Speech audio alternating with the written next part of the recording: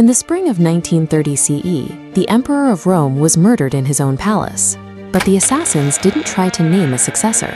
Instead, they retreated to their barracks, barred the heavy wooden gates, and locked themselves inside.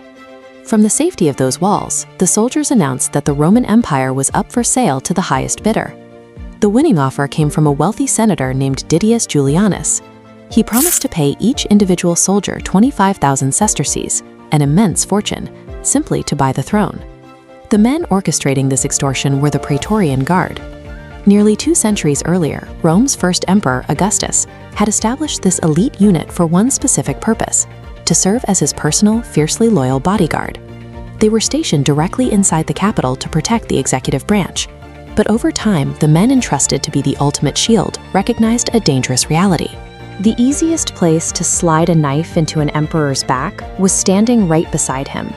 The mechanics of this betrayal started decades earlier, under a prefect named Sejanus. He took the 9 Praetorian cohorts, which had been scattered across Italy, and consolidated them into a single massive fortress, built directly inside Rome, the Castra Praetoria. This placement bypassed an ancient legal boundary known as the Pomerium. Under Roman law, the interior of the city was sacred space. No active legions or armed military forces were allowed to cross into it. By centralizing his guards inside that boundary, Sejanus created a unique mathematical advantage. The Praetorians became the only heavily armed force legally permitted within the city walls. They held an absolute monopoly on violence, right where the government operated. The guard no longer had to defend the emperor from outside threats. Because they controlled the physical space around the throne, they controlled the occupant of the throne. The Praetorians leveraged this position ruthlessly. They assassinated emperors who threatened their privileges, cutting down Caligula and Galba. When they decided to install Claudius, they did so in exchange for massive cash payouts known as donatives. While the guard played politics in the capital, the actual defense of the state happened thousands of miles away. The empire stretched across continents, and the vast majority of its military power was permanently stationed on the distant borders. Along the Rhine, the Danube, and the eastern deserts, hundreds of thousands of legionaries lived brutal lives. They fought grueling campaigns, absorbed heavy casualties, and maintained the borders through constant, violent discipline. A severe imbalance divided the Roman state.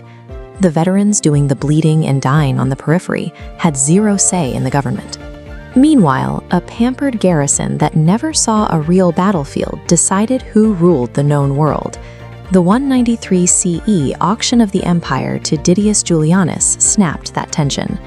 When news reached the frontier camps that the throne had been sold for cash, the outer legions refused to accept the transaction. The governor of Pannonia Superior, Septimius Severus, mobilized. Supported by battle-hardened troops from the Danube, he abandoned the frontier and marched directly on Rome at an overwhelming pace. Knowing he faced an entrenched enemy, Severus issued an order for the Praetorians to meet him at a camp outside the city walls. He told them to arrive in their ceremonial dress, entirely unarmed. When they assembled, Severus's fully armored veterans quickly surrounded the field. He openly denounced their treason and their physical softness.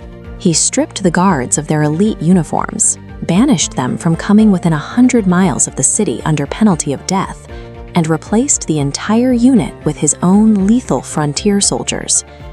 The Praetorians' monopoly on the capital vanished in an afternoon. Their political leverage meant absolutely nothing the moment the periphery decided to flex its actual military might. Yet even Severus's structural overhaul eventually failed. The underlying geography of the guard remained intact. By placing troops in immediate proximity to absolute power, those new veterans eventually succumbed to the exact same corruption, returning to the business of assassinating emperors. Over a century later, in 312 CE, the Praetorians made their final miscalculation. They threw their support behind a usurper named Maxentius.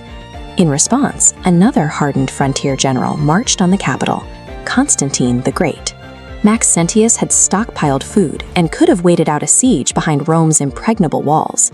Instead, he made a fatal tactical error. He marched his Praetorians out of the city and arrayed them in front of the Milvian Bridge, with the fast-flowing Tiber River directly at their backs. Constantine's cavalry and infantry struck with the force of active combat veterans. They shattered the Praetorian lines, driving the guards backward. With no room to regroup, the elite troops were pushed into the river.